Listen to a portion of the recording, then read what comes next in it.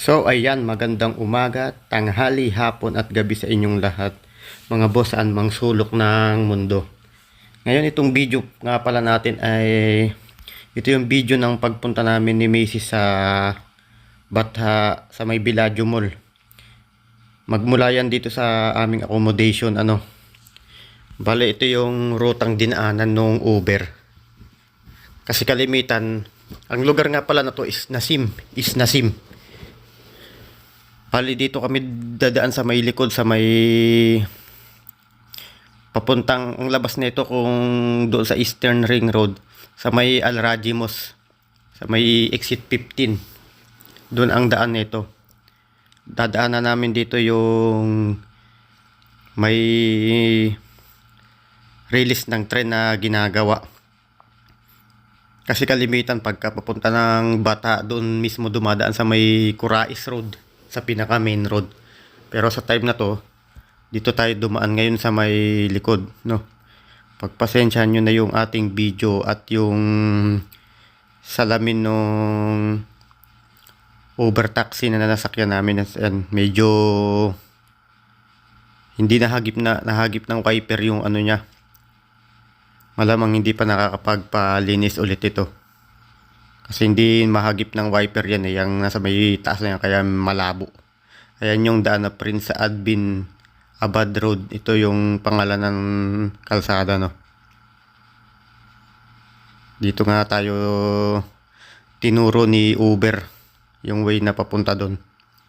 Bali yung biyahe natin doon is, kung hindi ko pinutol kasama yung mga traffic, siguro nasa 50 minutes din kasi matraffic nung time na pumunta kami, mga na to alas 8 ng gabi, araw ng Huwebes.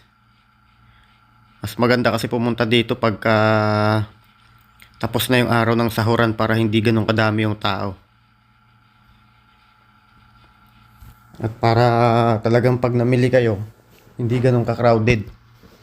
Hindi tulad pag araw ng sahudan, napakaraming tao, napakasikip.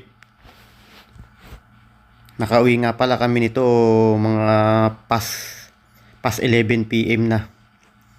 Kasi kumain pa kami sa may Villaggio Mall. Dun sa may taas ng Villaggio Mall. Tapos bago kami namili sa Sad Supermarket.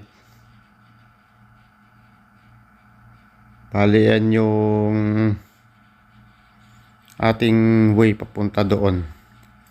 Sa mga hindi pa pala nakasubscribe sa ating channel, huwag niyong kalimutang pindutin yung subscribe button at notification bell para updated kayo sa ating mga videos na ina-upload.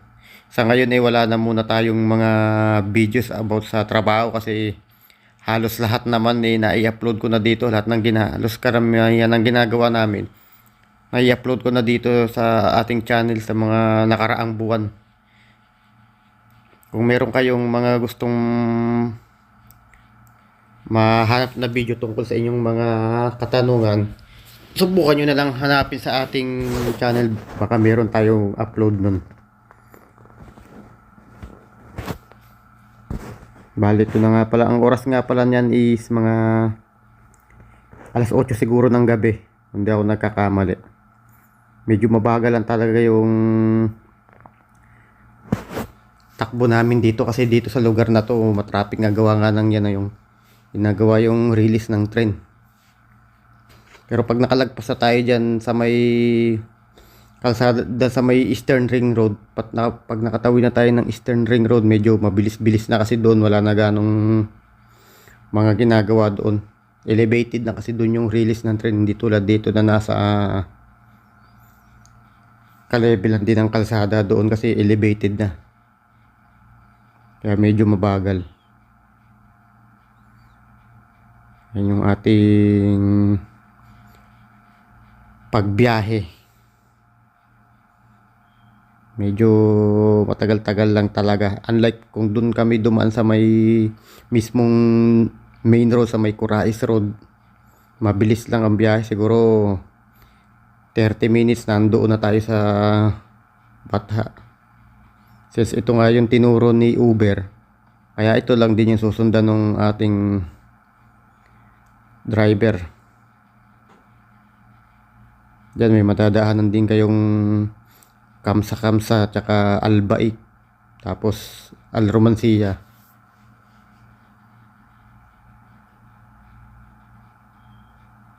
Ayun, may mosque doon sa bandang kanan.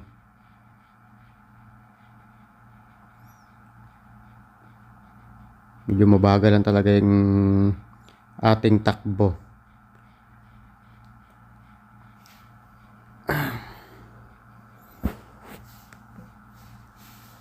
Pinuputol ko na lang yung pinopost ko na lang yung ating video pagka medyo matagal-tagal talaga yung usad ng ano, para hindi naman ganong kahaba yung video natin.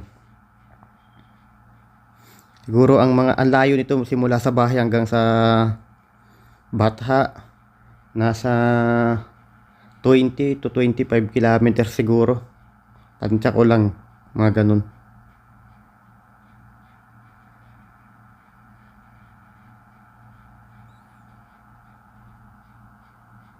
Yan, medyo mabagal-bagal talaga dito.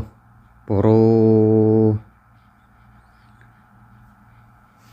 one way lang kasi. Ayan yung McDo. Dito rin sa bandang kaliwa, sa kabilang side, dyan din yung may maraming bilihan ng mga pyesa ng sasakyan. May sinaya din, pero yung pinakamalaking sinaya dito sa Riyadh nasa exit 18.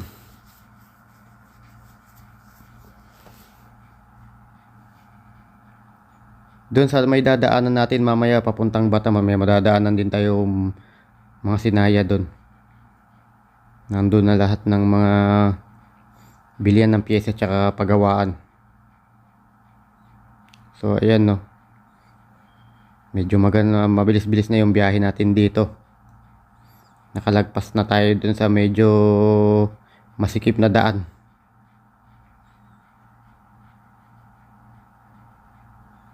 Ngayon nga pala is malapit ng pagpapalit ng panahon. Kumbaga tapos na tayo sa pinaka mainit na buwan, which is yung August. September na. Mga pagdahan-dahan na yan bababa yung temperature hanggang mga November mararamdaman na natin yung lamig ng panahon.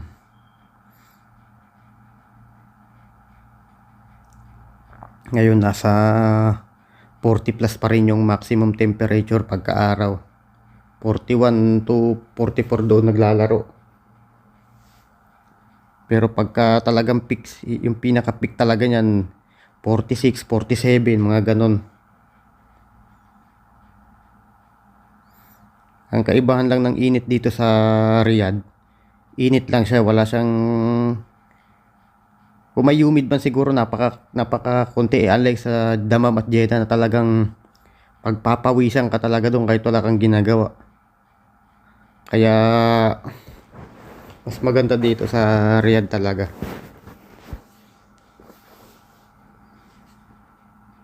Doon hindi po pwede yung isa lang yung damit mo pagka yung trabaho mo is nasa labas ka. At least mga 3 kasi talagang pagpapawisan ka ng matindi dahil sa taas ng humidity.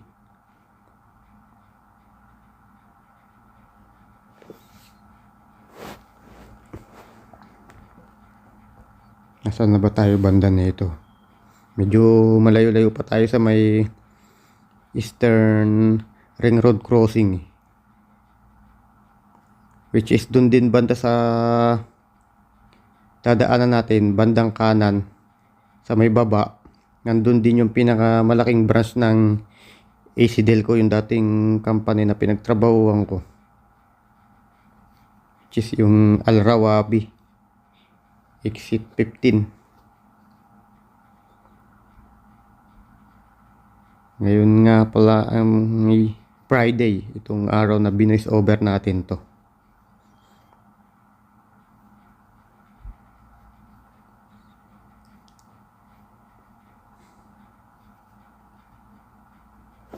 Ayan. Sama lang kayo sa ating biyahe at tayo ay magkwentuhan. Bigyan ko lang kayo ng trivia mga boss, no. Itong area ng Riyadh lang, hindi kasama yung Riyadh City lang, hindi kasama. Meron pa kasing Riyadh Province. Pag sinabing Riyadh Province, kasama na dun yung ibang lugar sa labas ng Riyadh City, gaya ng Al-Kharj. Yan, sakop ng malawak ang Riyadh Province. Kumbaga, pag sinabi kasing Riyadh Province or Riyadh Region, parang katumbas niya kung sabihin mong Riyadh Region, isang buong region sa Pilipinas. Example is Calabarzon, yon, which is region yon. Itong Riyadh City, parang probinsya, isang probinsyang katumbas lang yan sa atin.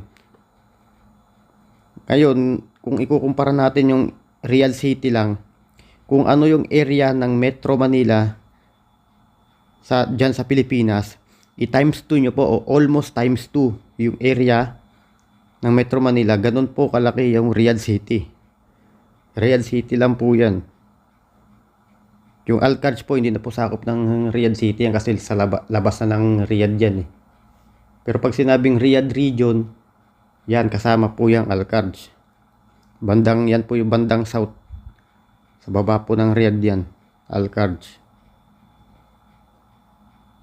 Ganun po kalawak yung Riyadh City. Isipin mo na lang, doblehin mo yung laki ng Metro Manila.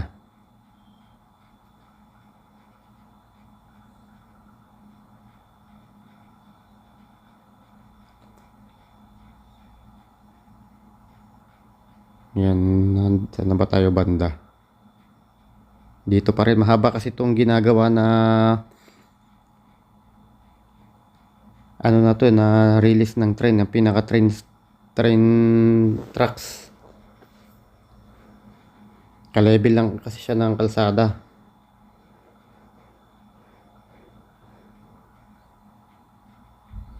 Matagal-tagal na rin tong train na to. Marami po kasi yan, yung train na yan. Iba't ibang istasyon yan sa lawak po ng Riyadh eh. Hindi po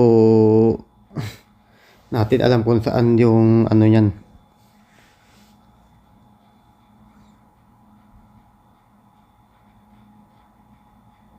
Yan, dito na naman tayo sa bandang kanan.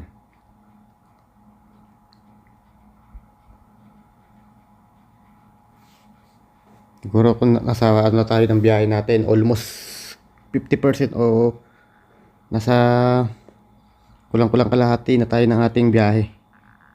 Yan, dito medyo traffic na naman. Bali, ayan, naka U-turn na yata kami dun sa matraffic na lugar.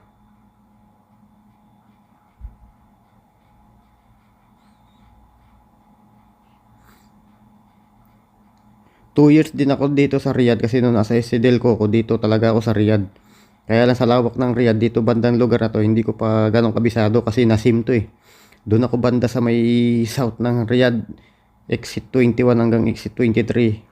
Manpuha, Mansura, Shipa, yan. Diyan banda yung mga lugar na kabisado ko. Pero dito sa Nasim, which is ito yung lugar ni Mrs. na pinagtatrabahuhan. Ngayon pa lang ako dito. Nung nalipat, nagbukas na yung branch ng shop namin dito sa Nasim, sa Riyadh. Kumbaga, east part ito ng Riyadh. Dati sa may south naman ako. Yung airport naman, dun banda yun sa may north.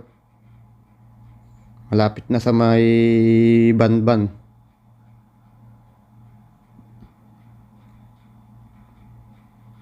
Sa west naman, sa west part naman, dun yung matatagpuan yung King Fahad Road. Or parang yun na nga yata yung katumbas ng west Ring Road.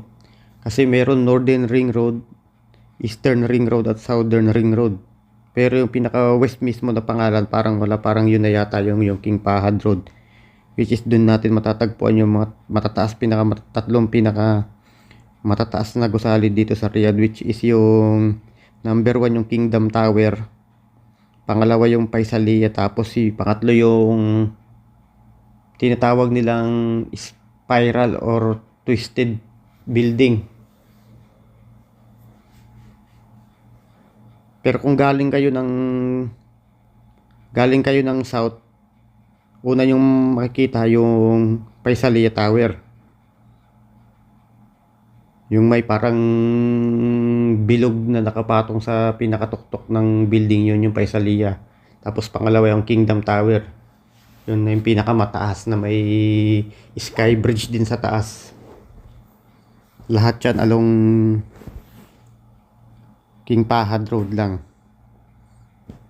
Tapos pagka dinire-diretso natin doon nakalimitan ginaganap yung mga concert dito sa Riyadh, which is yung Diriyah. Doon na rin natin matatagpuan yung parang katumbas ng sa New York, ano nga ang pangalan nito? Dati napuntahan na rin na namin to way back 2022 eh. Nandun na matatagpuan yung mga pasyalan. Lalo pagka ngayon magtataglamig. Masarap gumala pagkagabi.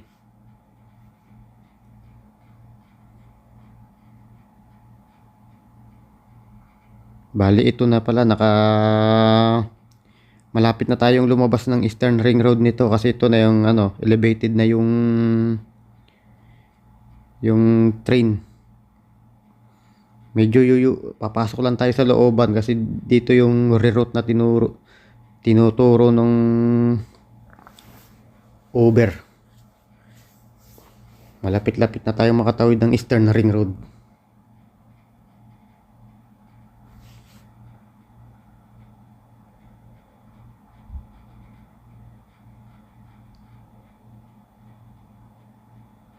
Yan, medyo pa rin, pero maganda-ganda na rin dito. Kasi elevated na. Bago mag-U-turn tayo dyan. Yan. Yung pinag-U-turn ng sasakyan na yun.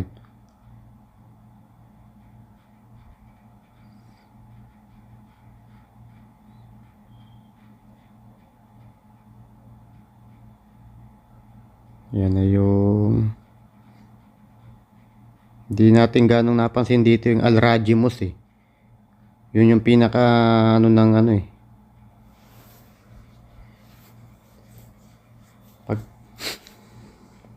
kasi nasa may taas tayo.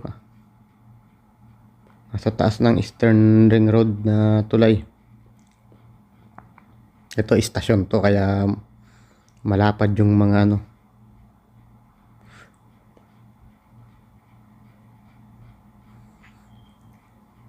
yan, medyo traffic.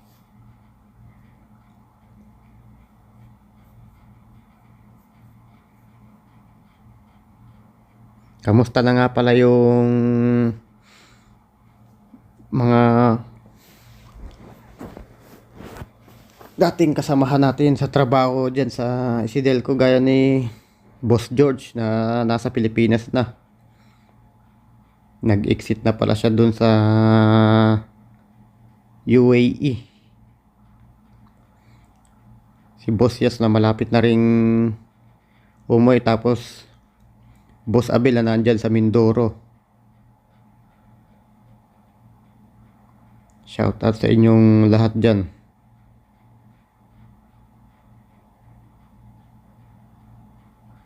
Sa ibang mga tropa din natin na nasa Pinas. Sana ay nasa mabuti kayong kalagayan dyan. At yung ibang kasama natin na nasa ibang bansa na rin. Ito medyo maganda-ganda na yung natin.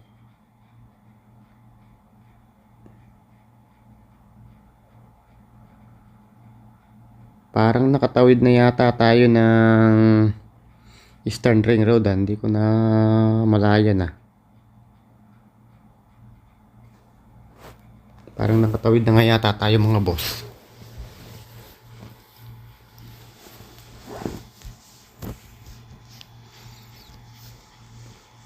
Ganda sana ng ating view kung hindi lang madumi yung windshield ni Sadik.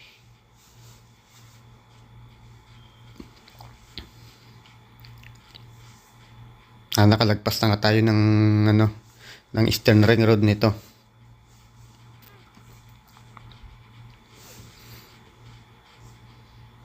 Kaganda rin talaga ng design dito nila, ng pagkakayari nila ng mga flyover tsaka ng mga tulay.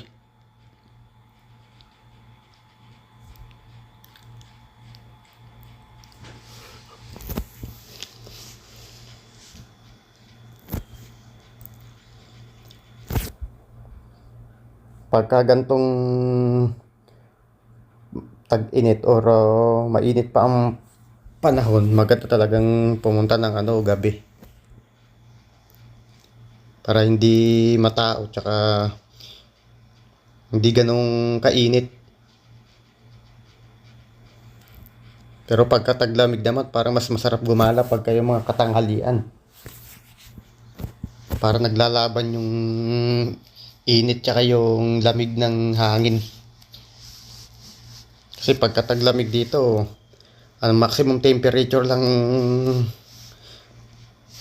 sa tanghali, hindi umaabot ng 20. Minsan nasa 17, nasa 18 lang. Pagkagabi naman, yan, nagbibelow 10.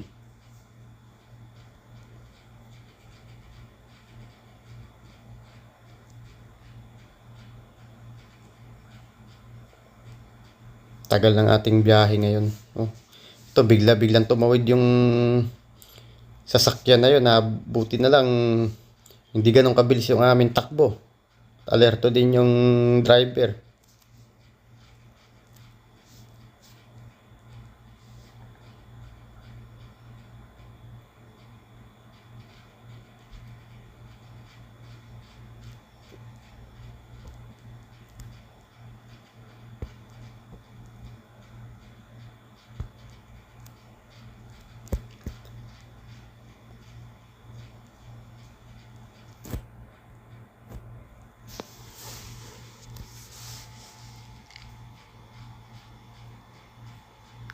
Malapit-lapit na rin tayo. 60 to 70% na tayo ng ating biyahe.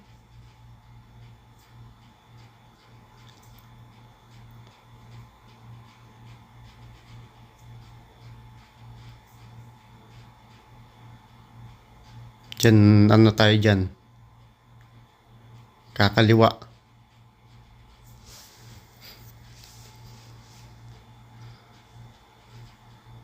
Kakaliwa na tayo dyan. Bali, yung pamasahe nga pala na binayaran ko dito is 44 real. Kasi parang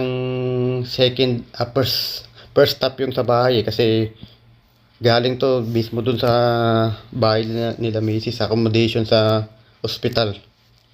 Parang first stop yung pagdaan nila sa bahay, second stop na lang tong sa Batha.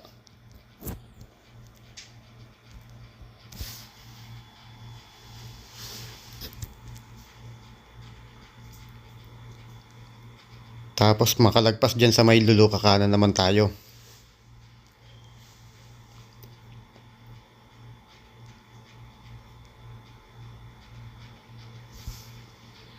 Yan yung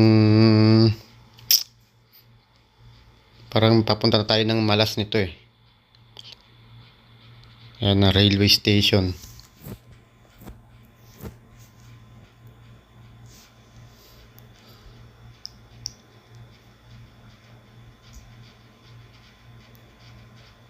Yan, kakanan na tayo dito.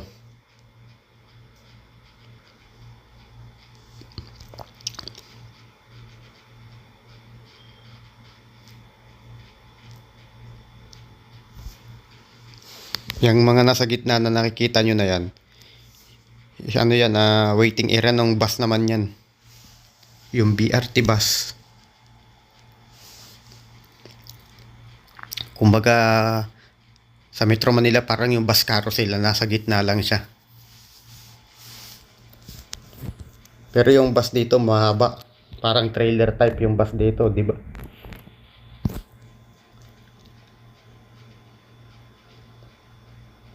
Ayun, papunta na tayo sa may yan nito. Sa may Malas.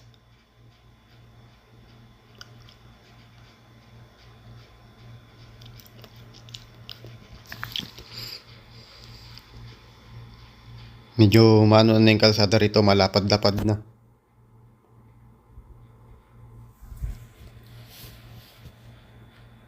Nung pumunta nga pala kami dito,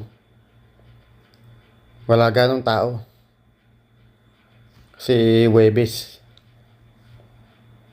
Pero pagka Biyernes yan, asahan nyo ng tao niyan, Biyernes talaga. Lalo pagka sahod, talagang siksikan talaga, napaka daming tao. Kaya kahit nung nasa Isidel ko pa man din ako dati, di talaga ako madalang akong pumunta dyan ng Biyernes. Kasi yun nga iniiwasan ko yung dagsa ng tao. Maliban na lang kung talagang may kailangan bilhin na hindi may pagpapaliban, yan. Pupunta ako, pero pagka wala naman, ordinaryong araw. Pagtapos ng trabaho, yan ako pumupunta.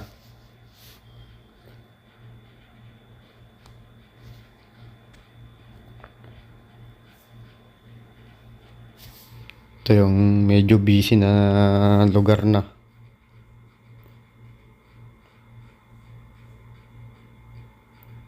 Malapit na sa sentro.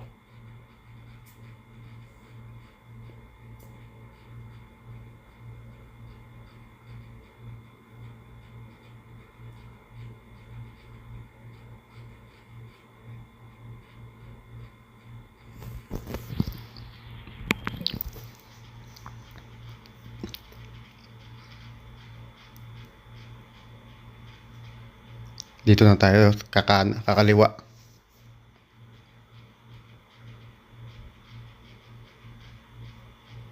City Center.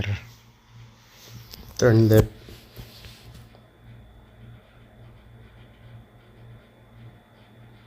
Parang imboto dito kasi. May mga kakaliwa, may dediretso. Yan pa kanan, iba naman ang way niyan. Kaya smooth lang yung andar. Dito parang nagkakaroon ng imbudo eh.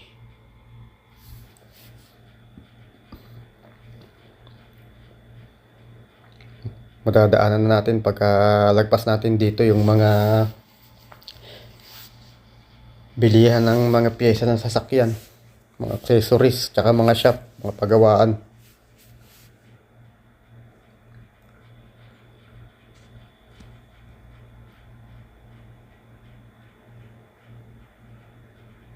Yan, diretso ng tapos kanan.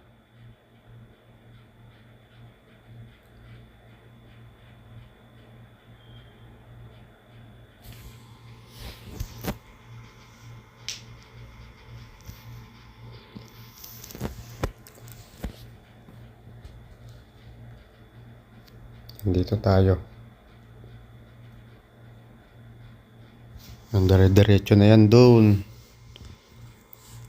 Yan na yung lugar ng Batha. Dire-diretso na yan. Kaya medyo traffic na. Kasi may marami ding stoplight dyan bago ka makarating talaga mismo doon sa Villaggio Mall. May dalawa o tatlong stoplight pa.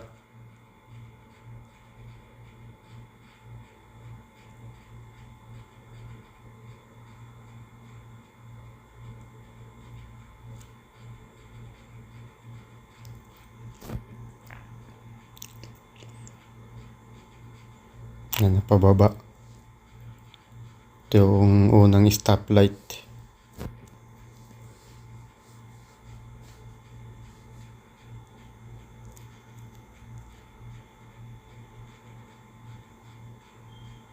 Ito na yung Yan, nakapasok na tayo sa may Bataha mismo.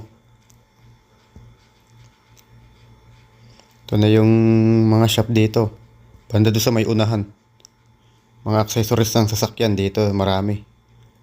Mga pagawaan yan.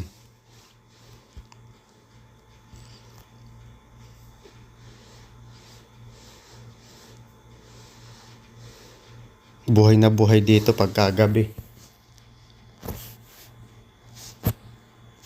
Kasi nga mainit pagka maaraw, pag umaga tanghali, napakainit.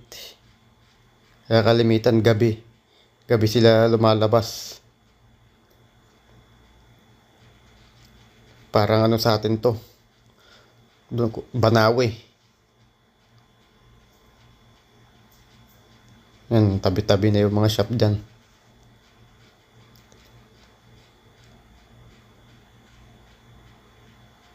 Ito na, dire-diretso lang tayo.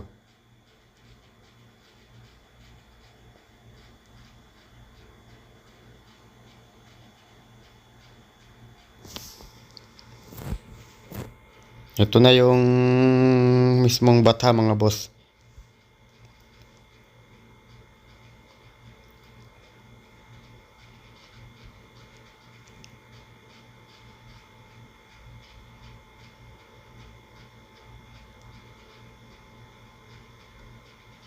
Diyan, kakaliwa na tayo. Yun, maraming salamat sa inyong pagsama at panonood sa ating video mga boss. Hanggang sa susunod ulit.